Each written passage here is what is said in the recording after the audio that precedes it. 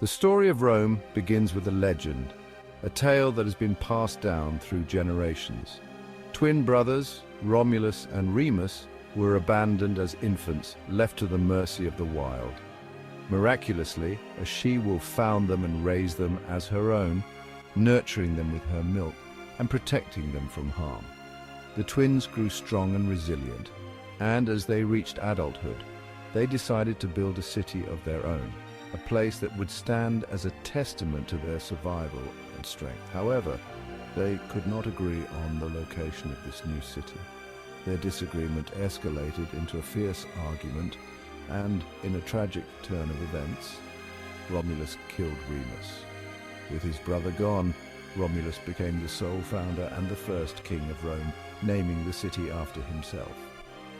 This legendary founding is said to have occurred in 753 BC, marking the beginning of what would become one of the greatest civilizations in history. Initially, Rome was a small city-state, but it was destined for greatness. Over time, it was ruled by a series of kings, each contributing to the city's development in different ways. Some of these kings were wise and just, guiding Rome with a steady hand, while others were tyrannical, ruling with an iron fist and causing great suffering. The people of Rome grew weary of the tyranny and eventually overthrew the last king, establishing a republic in 509 BC. In this new republic, citizens had the power to elect their leaders, a revolutionary change that gave the people a voice in their government. This event marked a significant turning point in Roman history, setting the stage for the expansion and prosperity that would follow. Rome was no longer ruled by kings, but by the will of its people. It was now a government of the people, by the people, and for the people, laying the foundation for the democratic principles that many societies cherish today. The Roman Republic expanded its power through military conquest, demonstrating its military prowess and strategic acumen. Rome fought a series of wars with its neighbors, each conflict further solidifying its dominance in the region. One of the most significant conflicts was the Punic Wars against Carthage, a powerful and wealthy city-state. Carthage, located in North Africa, was a major center of trade and influence, rivaling Rome's power. The Punic Wars lasted for over a century, comprising three major conflicts that tested the resilience and strategies of both empires. Hannibal, a brilliant Carthaginian general, famously crossed the Alps with his war elephants, a feat that struck fear into the heart of Rome and showcased his tactical genius. Despite Hannibal's initial successes, Rome ultimately prevailed in the Punic Wars through sheer determination and superior resources. Carthage was destroyed, its land salted, and its people sold into slavery, marking the end of its influence and the rise of Rome as the dominant power in the Mediterranean. These victories brought great wealth and vast territories to Rome, expanding its influence and control over the Mediterranean basin. However, the influx of wealth and slaves also led to significant internal tensions within the Republic.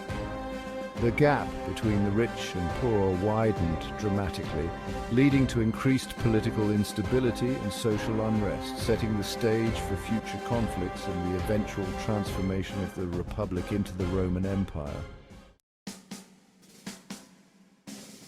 The Roman Republic was plagued by civil wars and political violence. Out of this chaos emerged Julius Caesar, a brilliant general and politician. Caesar conquered Gaul, modern-day France, and expanded Roman power. He was assassinated in 44 BC by rivals who feared his growing power. Caesar's death led to more turmoil.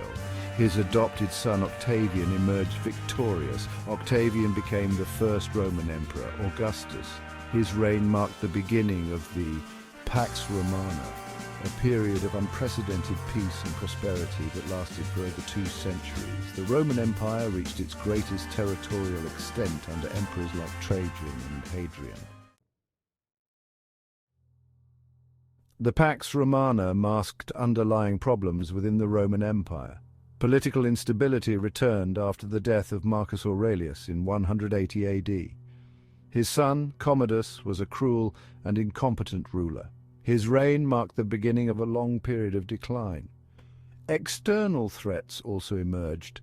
Germanic tribes, pushed westward by the Huns, began to pressure the Roman frontiers. The Roman army, once the mightiest in the world, was overstretched and weakened. The empire was facing challenges on multiple fronts. Section 5.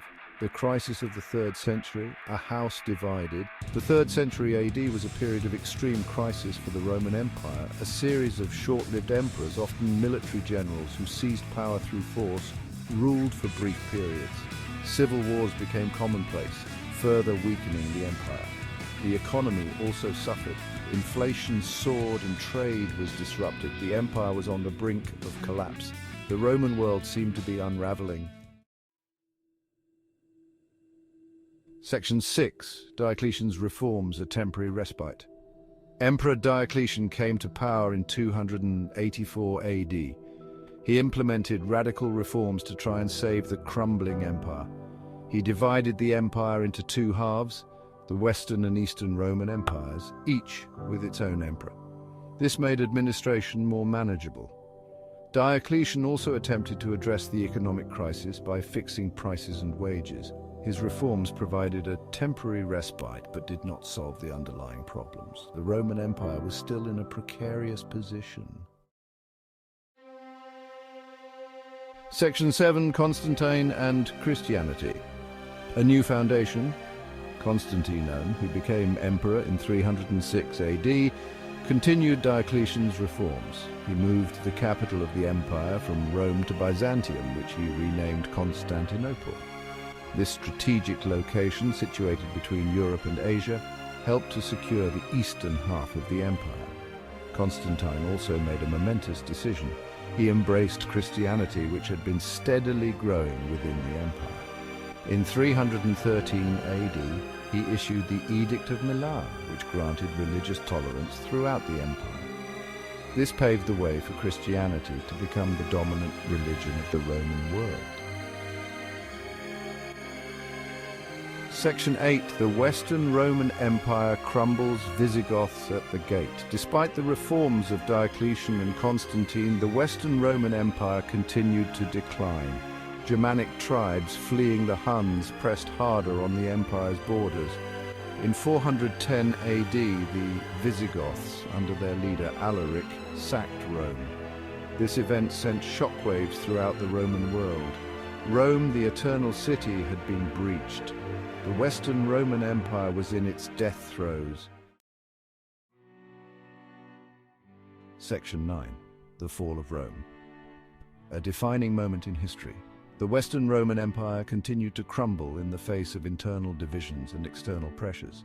Different Germanic tribes carved out their own kingdoms within the former Roman provinces. Finally, in 476 AD, the last Roman emperor in the West, Romulus Augustulus, was deposed by the Germanic general Odoacer.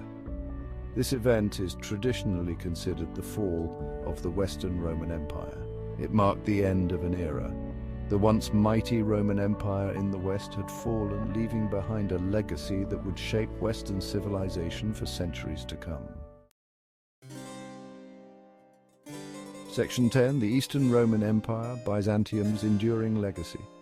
While the Western Roman Empire fell, the Eastern Roman Empire, centered in Constantinople, continued to thrive.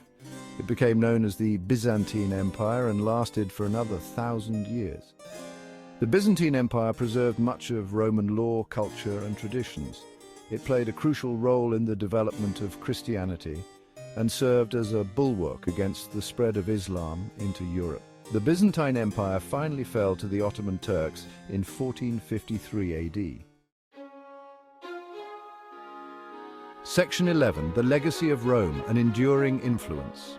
The Roman Empire may have fallen, but its legacy continues to influence us today. The echoes of its grandeur and innovation resonate through the ages, shaping the very fabric of our modern world.